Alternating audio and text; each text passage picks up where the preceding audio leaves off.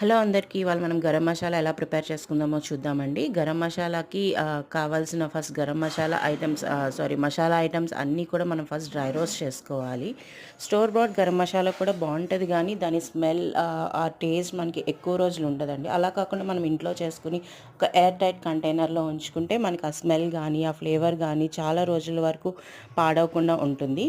So వీటి కోసం first మనం ఒక కడాయిలో ధనియాలు వేసుకుని, ధనియాలు లైట్గా రోస్ట్ అయిన తర్వాత, అంటే అన్నిటికన్నా కొంచెం ధనియాలు టైం పడుతుంది కాబట్టి ఫస్ట్ ధనియాలు రోస్ట్ చేసుకోవాలండి.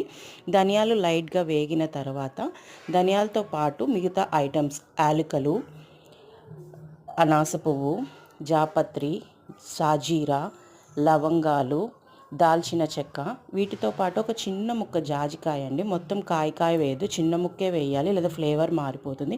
ఇవన్నీ బాగా చల్లగా అయిన తర్వాత మిక్సీ బాగా మెత్తగా పడుకుని ఎయిర్ టైట్ కంటైనర్లో ఉంచుకోవాలి.